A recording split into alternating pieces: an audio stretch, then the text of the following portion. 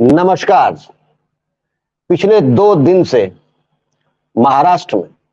और नागपुर में झमाझम बारिश आ रही है। रात में बिजलियां कड़कड़ाती हैं। इसलिए आज मैंने सोचा कि थोड़ा राजनीति की बात कम करें। सरकार क्या कह रही है, प्रधान सेवक क्या बोल रहे हैं या क्यों नहीं बोल रहे हैं, विपक्ष क्या कहना चाहता है, इस पर ना बोलकर पिछले रात जो नागपुर में बारिश हुई, उस बारिश का जो असर है शहर पे, शहर के जनजीवन पर, उस पे निश्चित तौर पर आने वाले दिनों में मैं स्वयं जिम्मेदारी के साथ उन पहलुओं का उजागर करूंगा, क्योंकि नागपुर की चर्चा पूरे देश में विकास की गंगा अगर कोई शहर में बह रही है तो नागपुर शहर में बह रही है। इसी प्रकार की चर्चा पिछले कई वर्षों से नागपुर के बारे में किया जाता रहा है। यूं कहूं, देश को, नागपुर को विकास के पैमाने के दृष्टिकोण से परोसा जाता है, और उसको परोसने का सबसे बड़ा कारण यह है कि वर्तमान सरकार में जो एक हेवीवेट मंत्री, केंद्रीय मंत्री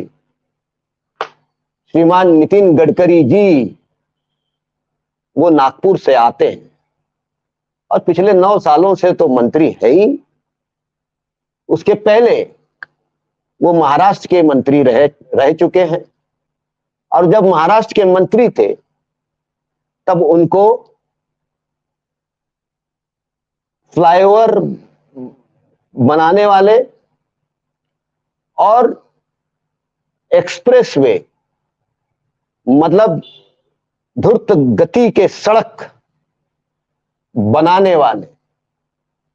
और यही 2 पैमाने के आधार पर उनको व्यवस्था ने एक विकास पुरुष, गतिशील मंत्री, जवान का पक्का मंत्री, जो करता है वो करके दिखाता है, जो बोलता है वो करके दिखाता है, न जाने किस किस तरीके से उनके उनके उनके व्यक्तिमत्व को गढ़ने की कोशिश की गई। मराठी में उनके लिए एक शब्द है जो अक्सर अखबार वाले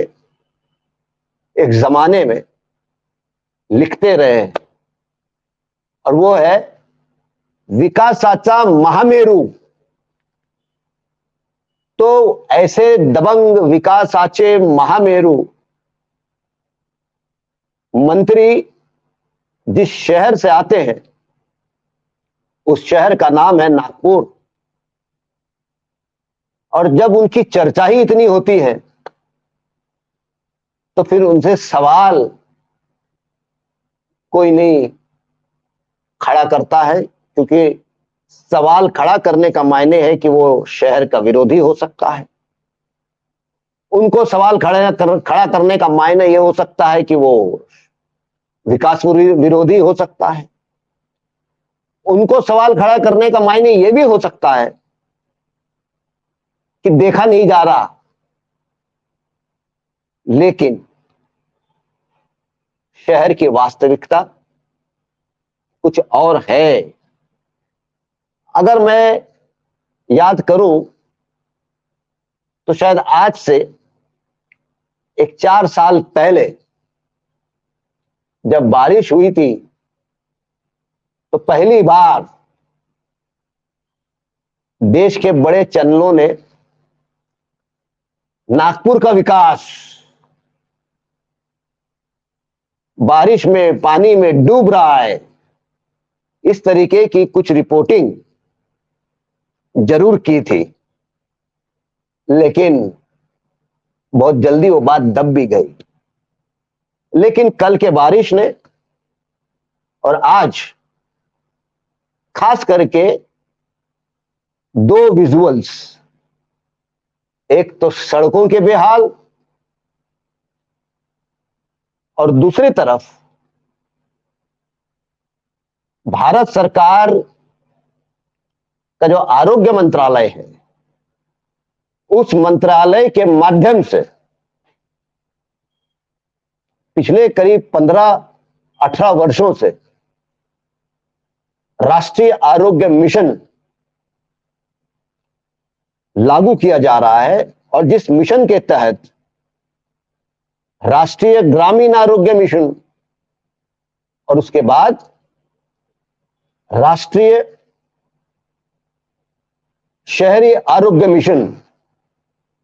इसको लागू किया गया। राष्ट्रीय शहरी आरोग्य मिशन 2016 से लागू हुआ है, और जिसके तहत शहरी प्राथमिक आरोग्य केंद्र खोले जाते हैं, बस्तियों में खोले जाते हैं, जो कि एक अच्छी बात है। 50,000 की आबादी पे एक प्राथमिक आरोग्य केंद्र खोला जाता है शहर में। तो महाराष्ट्र में आज के दिन सबसे ज्यादा शहरी प्राथमिक आरोग्य केंद्र अगर किसी महानगर पालिका क्षेत्र के अंतर्गत कार्यरत है, तो वो है नागपुर महानगर पालिका, यानी कि नागपुर शहर।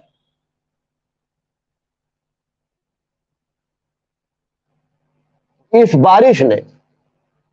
जहां एक तरफ नागपुर के सड़कों के बेहाल को उजागर किया है, तो दूसरी तरफ ये प्राथमिक आरोग्य केंद्रों की अवस्था जो है वो भी सामने आया है। ये अलग बात है, सड़कों पे तो ध्यान प्रसार माध्यमों का भी जाता है, फिर वो अखबार हो या चैनल हो, और फिर अखबार वाले भी इतने सारे फोटो का कोलैज सड़कों के हालात पे छापते भी है, जो अच्छी बात है। लेकिन दुख की बात यह है, पीड़ा की बात यह है, तकलीफ की बात यह है कि जिन आरोग्य केंद्रों से बस्ती के आम आदमी, बच्चे से लेकर तो बुजुर्ग तक, अपने इलाज के लिए, प्राथमिक इलाज के लिए जाता है, और जिन केंद्रों में काम करने वाले आरोग्य कर्मियों उसके फोटो छापने के लिए कोई तैयार नहीं है, उसकी वो विदारक परिस्थिति इस बारिश के चलते क्या बेहाल हुआ है, उसकी तस्वीरें नहीं छपती है। मैंने सोचा आज इसी पे मैं बात करूं, क्योंकि दिल्ली से लेके गली तक सरकार जो है आरोग्य को लेकर बहुत बड़े बड़े ऐलान करते हैं। सबके लिए आरोग्य, आरोग्य का अधिकार, न जाने क्या क्या। तो मैंने सोचा कि जो वास्तविक परिस्थिति है, इस बारिश, एक दिन की बारिश आज कई प्राथमिक आरोग्य केंद्रों के जब आरोग्य कर्मी, nurses, lab technician, pharmacist, attendant, medical officers, ये अलग बात है, ये सारे लोग आजीवन कंत्राटी पद्धति पे लगाए गए। आज मैं उस मुद्दे पे नहीं जाना चाहता हूं, लेकिन जब आज हर समय की तरह सुबह 8:15 बजे अपने अपने दवाखाने गए, आरोग्य केंद्रों में गए, तो नागपुर के कई आरोग्य केंद्रों के गेट के सामने जैसे ही वो पहुंचे, तो उनको एक ऐसा चित्र दिखा कि लगभग एक स्विमिंग टैंक, तालाब, उनके बीच आरोग्य केंद्र है, ऐसी उनकी अवस्था। और उसी अवस्था में हमारे आरोग्य कर्मी अपना पजामा, कुर्ता उठा उठाकर जा रहे, ड्यूटी कर रहे हैं। अधिकारियों को समय नहीं, व्यवस्था को कोई लेना देना नहीं। जनप्रतिनिधि उनको इसलिए भी लेना देना नहीं है क्योंकि वो उन आरोग्य केंद्रों में जाकर ना दवाई लेते हैं और ना ही उनको कोई लेना देना है, क्योंकि वहां तो अवाम जाता है। जनप्रतिनिधि, राजकीय नेता बड़े बड़े, वो तो बीमार हो जाए तो महाराष्ट्र में एक फैशन है, ब्रीच कैंडी हॉस्पिटल, सब वहीं जाते हैं। तो इसलिए जब आज सुबह ये आरोग्य कर्मी अपने आरोग्य केंद्रों में गए तो आश्चर्यचकित हो गए कि ये कैसा माजरा है कि केंद्र का केंद्र तालाब के बीच में है और उसी में आरोग्य अधिकारियों से जब संपर्क साधा गया तो आरोग्य अधिकारी भी इस तरीके से जवाब देते हैं कि वो पानी का मसला है, हेल्थ का नहीं है, वो पानी का मसला है, आरोग्य का नहीं है, इसलिए आप कैसे भी जाइए अंदर, अंदर पानी भरा है, नहीं नहीं आपको ड्यूटी करना पड़ेगा। उसी में बेचारे वो गरीब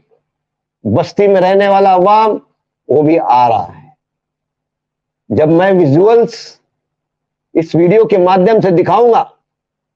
और आज का वीडियो इसलिए भी मैं कर रहा हूं क्योंकि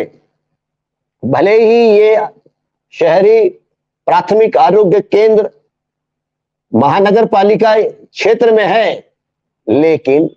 इसका पूरा संचालन, इसका इस केंद्रों को चलाने का सारा आर्थिक व्यवस्था एक केंद्र और राज्य सरकार करती है। इसलिए महानगर पालिका के प्रशासन को ऐसा लगता है हमारा क्या संबंध है भाई, हमारे थोड़ी वो कर्मचारी है, हमारे थोड़ी वो दवाखाने हैं। महानगर पालिका की जिम्मेदारी मात्र इतनी कि कोई दो खोली उनको दे दे, तो खोलियां तो बहुत है, स्कूलें बंद हो जा रही है तो स्कूलों की 4 कमरे आरोग्य केंद्रों को दे दिया जाता है। नागपुर महानगर पालिका तो और अपने दवाखाने बंद करके आरोग्य केंद्रों में वो तब्दील कर रही है। जब मैं नागपुर के अलग अलग विषयों के ऊपर आने वाले चंद दिनों में सत्यता बाहर लाने की कोशिश करूंगा, तब मैं उसके डिटेलिंग में जाऊंगा। लेकिन आज ये वीडियो के माध्यम से हम खास करके केंद्र सरकार के आरोग्य मंत्रालय के राष्ट्रीय आरोग्य मिशन के संचालक, डायरेक्टर, उसी प्रकार महाराष्ट्र के नेशनल हेल्थ मिशन के डायरेक्टर और आरोग्य के आयुक्त, इनका ध्यान आकर्षित करने के लिए ये वीडियो हम कर रहे हैं कि किन परिस्थितियों में यह आरोग्य कर्मचारी काम करने के लिए मजबूर है। बारिश में आरोग्य केंद्रों की जो दुर्वस्था हो जाती है, जिस तरीके से पानी में वो डूबते हैं आरोग्य केंद्र, जिस पर कोई प्रशासन, कोई नेता सूद लेने को तैयार नहीं है, और जहां लोगों के आरोग्य की सेवा या लोगों के आरोग्य की दखल इन प्राथमिक आरोग्य केंद्रों में काम करने वाले आरोग्य कर्मी लेते हैं, आज वही आरोग्य कर्मी आरोग्य के मामले में, हेल्थ के मामले में कितने असुरक्षित है, इसका जीता जागता तस्वीर इस वीडियो के माध्यम से मैं राज्यकर्ताओं के सामने, चाहे वो महाराष्ट्र के राज्यकर्ता हो, चाहे देश के राज्यकर्ता हो, चाहे महाराष्ट्र का आरोग्य विभाग हो, चाहे देश का आरोग्य विभाग हो, चाहे फिर नेशनल हेल्थ मिशन के वो तमाम जो डायरेक्टर्स हैं जिनको इस बात की फुर्सत नहीं है कि शहरों के अंदर जो प्राथमिक आरोग्य केंद्र काम कर रहे हैं उनके हाल क्या है, उनकी अवस्था क्या है, उनके कर्मचारियों की क्या परिस्थितियों में वो कर्मचारियों को काम करना पड़ता है, वो आरोग्य केंद्र की क्या अवस्था है, किस तरीके से शहर के गरीबों को आरोग्य की सेवा को प्राप्त करने में कितनी तकलीफ होती है, कुल जमा ये पूरा जन आरोग्य विभाग, जन स्वास्थ्य विभाग उदासीन का शिकार है, उदासीनता का शिकार है। ये मैं आज आपके सामने लाना चाहता था। आज के लिए बस इतना ही। कल फिर किसी और नए मुद्दे के साथ मिलेंगे। तब तक के लिए धन्यवाद।